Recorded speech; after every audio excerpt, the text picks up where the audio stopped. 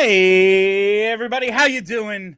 Well, that's good. Welcome to PHLY Flyers pregame, brought to you by our friends at Bet365, and Flyers opening week is presented by the amazing people at Crooked T. My name is Bill Matz. I'm your director of fun and games for opening night of the Flyers season 2025-26. We are live in the Xfinity mobile studio.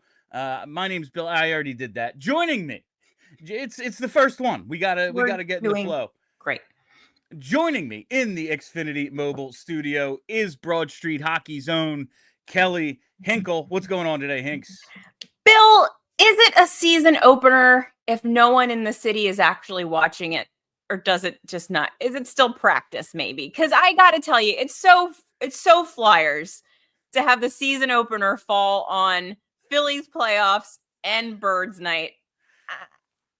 Listen, I know we do have a lot of out-of-town fans. We have a lot of hockey first fans, and we are going to do the best show we possibly can for each and every one of them. But yeah, it's listen, there's nothing you can do because the baseball playoff schedule is like up in the air up until like the games begin.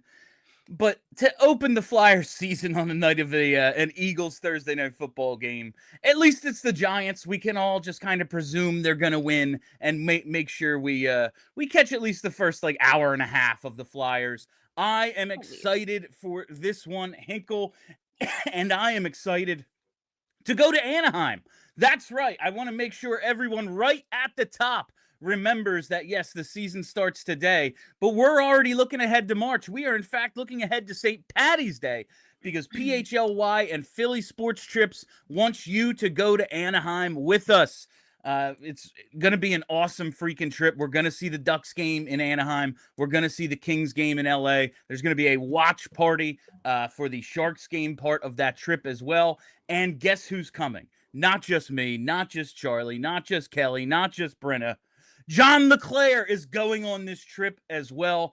That's a Legion of Doom +1 if I have ever heard it. It's really just John LeClaire and three, a couple of people. Weirdos. Yeah. So we are excited to do that. Philly Sports Trips. Go to allphly.com right now. Get your deposit down. And then you can pay in 3 installments. It's not a huge investment all at once. It is going to be an awesome time. You know what else is going to be an awesome time? Game 1 of this 82-game journey we're about to go on with the Philadelphia Flyers, Kelly. Yeah, I know we're going to get into the lines. And I was kind of feeling like, I don't know, am I ready for the season to start? I'm not really sure. I'm like mentally in it. And then like as soon as I saw the lines, I was pissed off and I was like, oh, we're so back. We're so back. I'm mad about the lines on game 1. Let's go. We're done. I have never been more back. Absolutely. Let us start with the forward lines as Charlie tweeted them earlier today. We are looking at basically what we thought was going to be the opening night lineup. Coots with Dvorak and Michkov. Zegras with Tippett and TK. That is a chaos line if I ever saw one.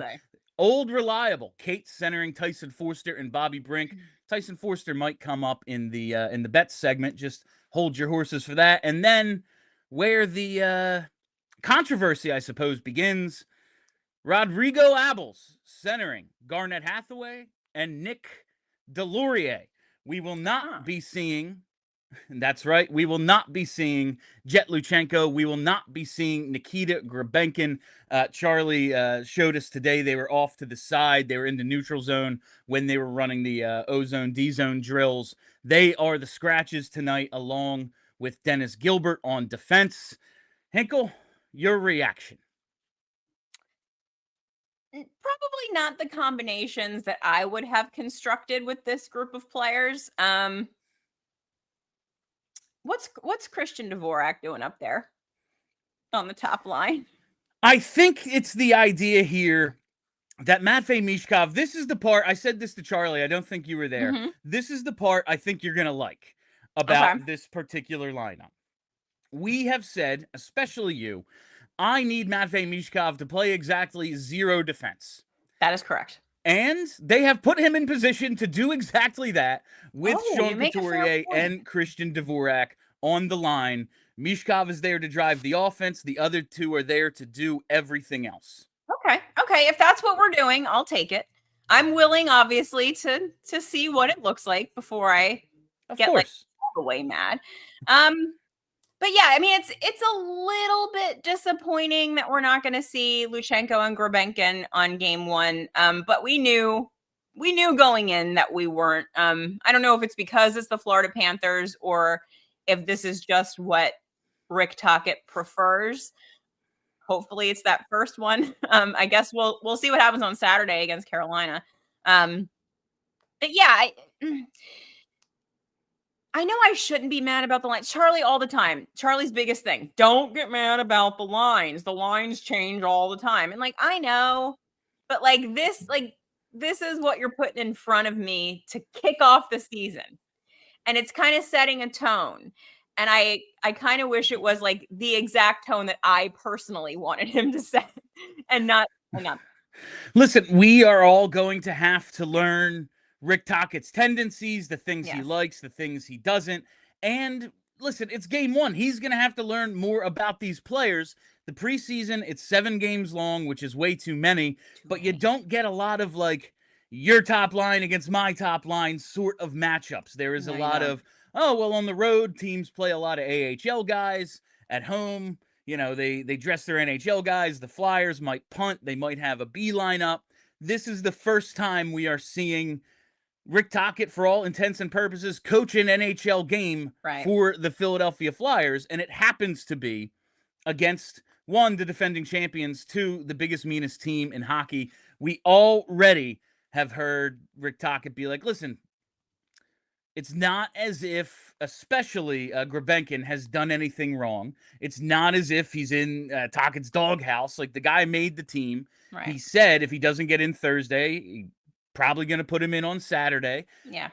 It's the Luchenko stuff that I'm just interested to see how it plays out, because I think Grebenkin's going to be in and out of the lineup, and then eventually he'll win the spot because he's just good at hockey, and he can do a lot of the dirty work down low, like kind of be a more skilled Hathaway for that line, and that's a good fourth line. He seems like a Tocchet guy, honestly. He does. He does. But right now, it's going to be Delorier. You have the respected veteran in there on opening night against a team that, listen, we know they're not afraid to throw elbows. We know they're not afraid to mix it up, get dirty, set a physical tone.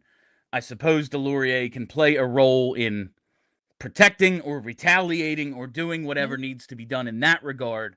But the Luchenko stuff, I'm just interested to see. I assume he's going to play some.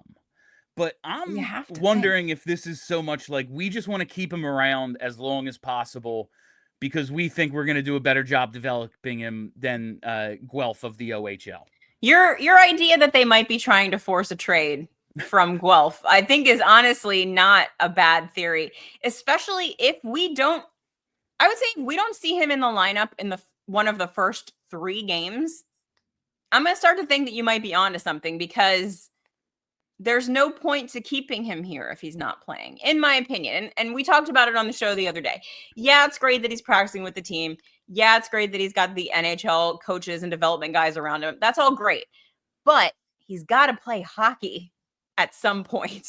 Like, he can't just be hanging around like somebody's kid, like on the ice at practice, like just having a good time. Like, he's got to play hockey. He's got to get into competitive games. And so if we're not doing it in the first 3, I'm going to start to think there's something else happening. I would expect he will, unless like Abels goes nuts or something tonight. I would expect we get both Grebenkin and Luchenko in on Saturday. Yeah, we'll have to wait and see for that. It's just I am thinking if he doesn't really shine in the games he gets in, this is going to be an extended, like, yeah, he gets the 9 games, but it's over like an 18 or 20 game stretch, and then we make the decision to send him back or not, just to keep him here as long as possible. Meanwhile, you have Jonesy and Tocchet on the phone every other day with the Hunters over in London, being like, you want to trade for Jet Luchenko? Why don't you just trade for him? I wouldn't be shocked if that was in fact the case, Kelly. But it's a little disappointing. Opening night, we don't get to see them. I bet you we see both at the home opener. But again, that's Florida. So we'll see if it's this protection thing or just wanting to get Delorier in because he's the vet. A lot of different ways this could go, but those are the forward lines tonight. Let us take a look at the D pairs. Listen, with or without Delorier, I like the offense. These D pairs, though, they're a little concerning. We see Nick Seeler on your top pair with Travis Sanheim, Adam Yinning and Jamie Drysdale, and then Zamula and Juleson in a combo that I assume is going to get about 12 minutes of ice tonight. That feels like too many. Man, I didn't think I loved Cam York or Rasmus Ristolainen that much, but then I see this and go, oh, they're irreplaceable, apparently. Integral to the success of any hockey team, really. Yeah, these I mean, I know it's injuries. I know there's not a lot we can do right this second. I just hope that it's not a long time that Jamie Drysdale is going to be tied to Adam Yinning. I really hope it's not a long time that we've got to look at a Zamula Juleson pair, because 12 minutes sounds terrifying to me.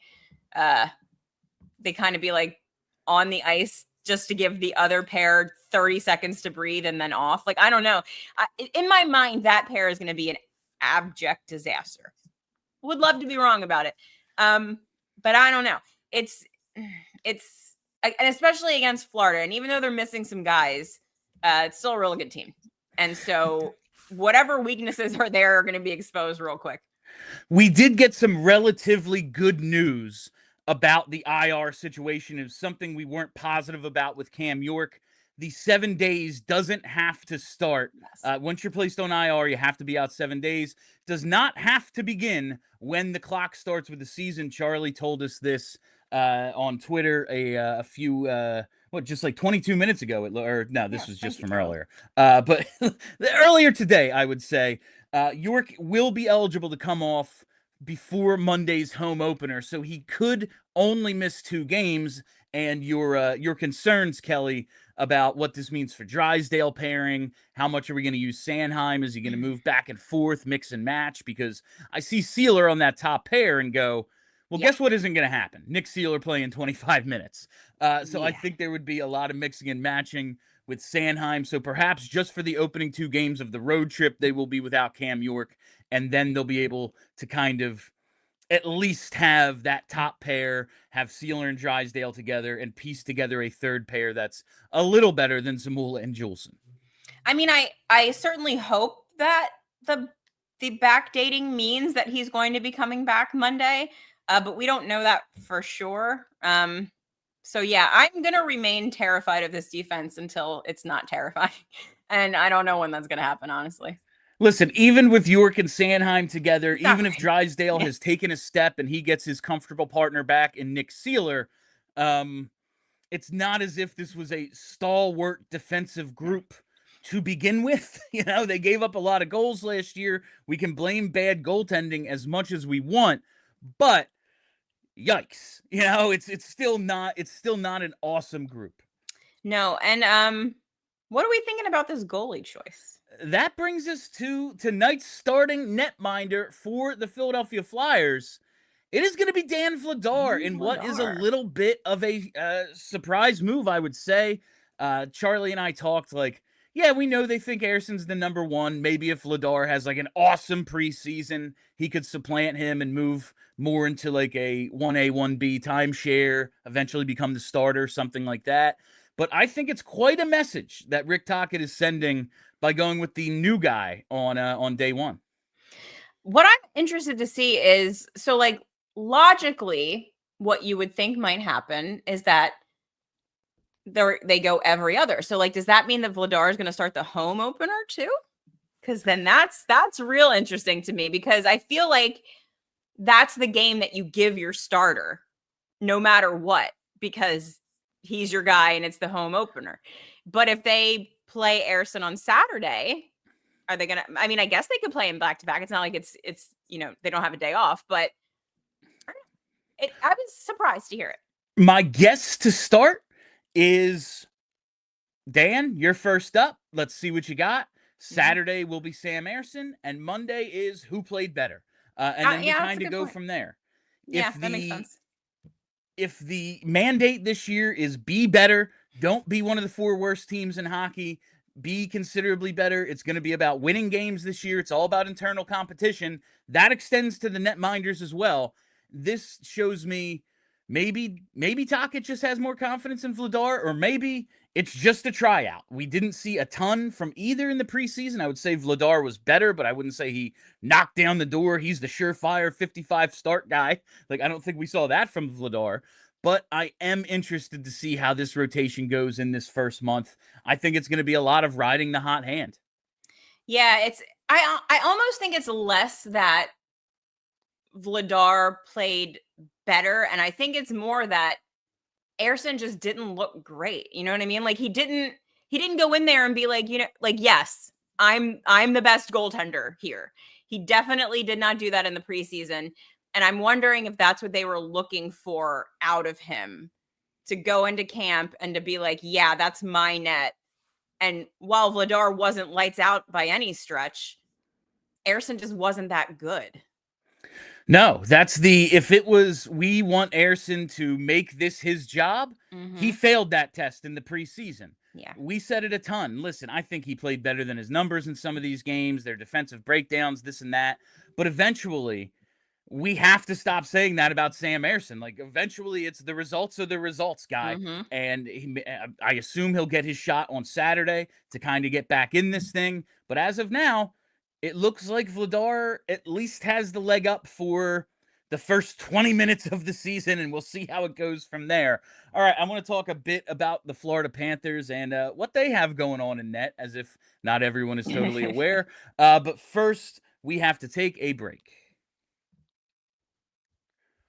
Whatever the moment, it's never ordinary at Bet365. From the 90 million users worldwide to their almost 800,000 live stream events each year, that early payout offer across the NBA, NHL, and Major League Baseball, even during the playoffs. Bet365 is one of the pioneers of live in-game betting, and they offer over 78 different sports at any given time that you can bet live. If you are all about watching a game, watching an event, and getting action down as it unfolds, Bet365 is the sports book for you. Right now, you can get in on the NFL offer for Thursday Night Football, a $10 safety net bet. That's right. If you place a $10 bet on the first touchdown scorer, you get a split of the $365K in bonus bets if your player scores the final touchdown of the game. Lots and lots of great offers. I was on there today, placed all of my bets for tonight's game through Bet365.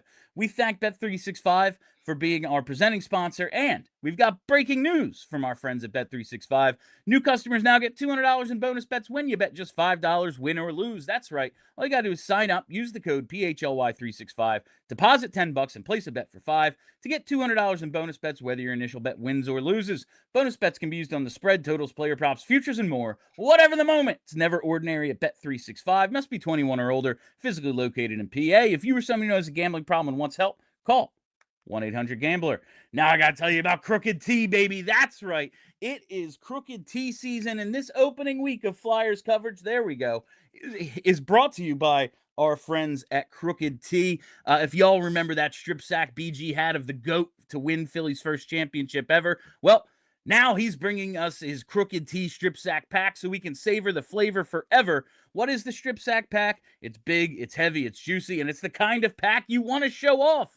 You already know Crooked Tea is zero sugar and all flavor, and the strip sack pack is stuffed with 24 cans. Plus, it comes with collectible trading cards by Jordan Spector, so every pack is packing some heat. You're going to want to get in on this, because from the fridge to the tailgate, this is the one sack you're going to be proud to display. So grab yours today at a store near you, or get them on GoPuff. And for our guy BG, we have to send out a special thank you to the Philly area bars carrying Crooked Tea. Thank you for showing the love. Sports and Social in Allentown, Garage Fishtown, City Tap in Logan Square, and Wicked Wolf on Chestnut. Go check them out for game day or a night out, and tell them that PHLY Sports sent you. All right, 10 minutes or so until puck drop. Kelly Hinkle, let's talk a bit about these defending champion Florida Panthers. winners of the East 3 straight years. They have won the last 2 cups, but they are not without injuries of their own. Mm-hmm. Their second and third leading scorers, Matt Tkachuk and Sasha Barkov, both out. And nice little fourth line role player, Thomas Nozick, also on IR. They beat Chicago on their banner-raising night 3-2.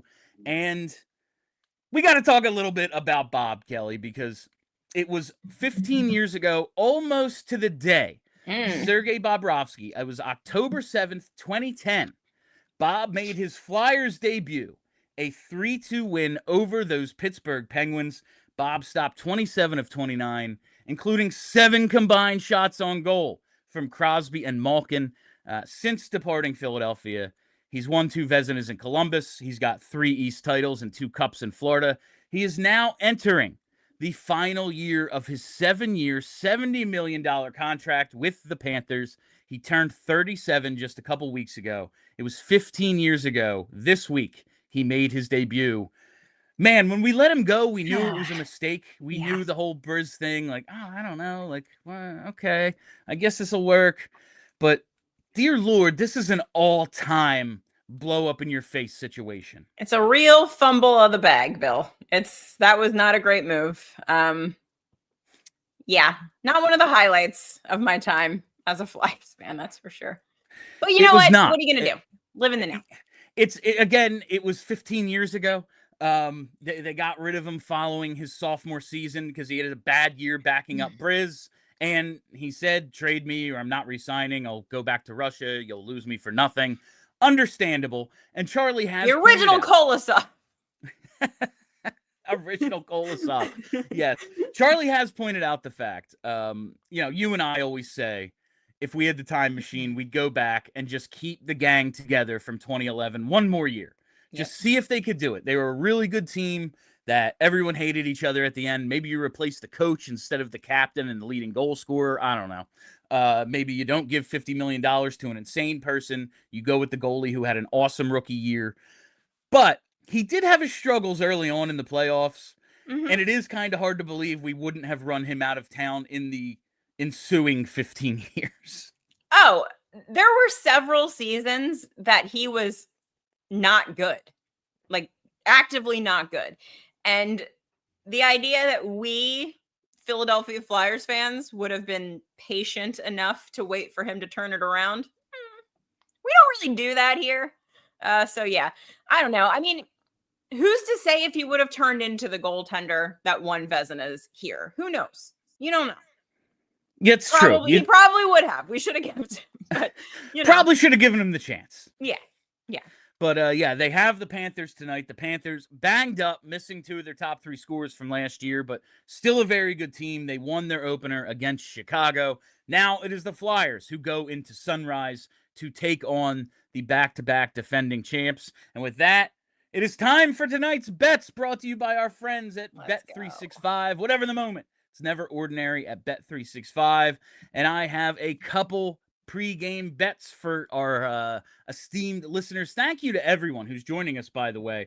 We have a whole bunch of people joining live. I see the chat is active. And on such a crazy night in Philly sports, really appreciate it. So I'm hoping to give you some winners to the dedicated Flyers fans watching this pregame show with us.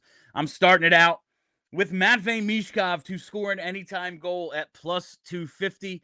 I thought about the first goal of the game at 14-1. That is a huge payoff, but I'm just going to go with the anytime goal, plus 250. I think he's going to pick up right where he left off last year as a scoring machine, and he's to score 40, you got to get the first one. Why not start in game 1? And let's take a Tyson Foerster shot prop. I see Tyson Foerster over 1.5 shots on goal at minus 105. I think that number, this is going to be a 2.5. This is going to be a 2.5 shot on goal thing, like maybe starting in game 2 once they have a little bit better idea of how this offense is going to function. He is on that line, at least to start, with Noah Cates and Bobby Brink. And the type of offense that Rick Tocchet wants, a get in on the forecheck, possession offense, multiple chances, that plays right into this line's strength. They are the only line last season that was able to establish a forecheck, and I think that is going to create plenty of shooting opportunities for Tyson Foerster, who, listen, he got off to a slow start last year, but ended up with 25 goals, one shy of Matvei Michkov. It's not as if it was just the Mich show.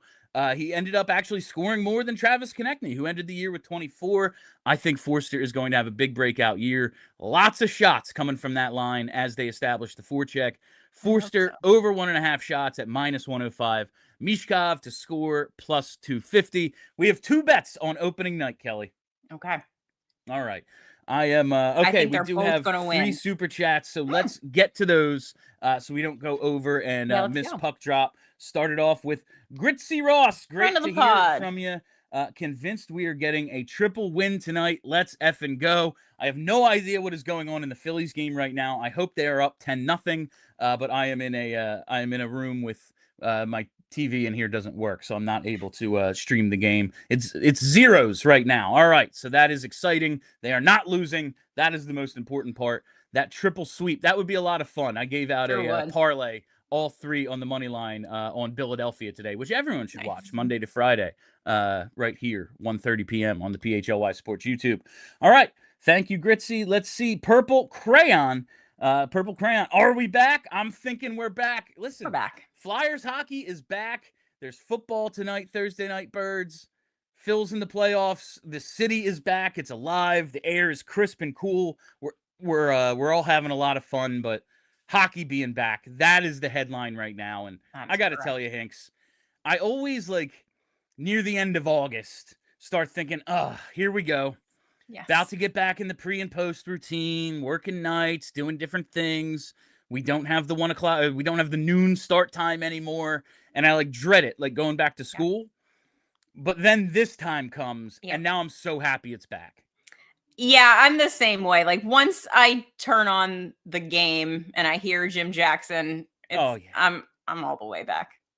We are all the way back, Purple Crayon. We are all the way back, and it's good to hear from our super chatters once again on a game day. And this last one here from JH, I'm ready to be heard again. That's what we do. That's what we all have to be ready for. Listen, I don't think anyone's expecting a lot from this team, but the thing is, when you are the diehard Flyers fan, like anyone watching this show is, the 2 hosts of this show right now are, you live and die with every game, and it is a long season, and we are absolutely ready to be heard again, and that's just the mark of a true fan.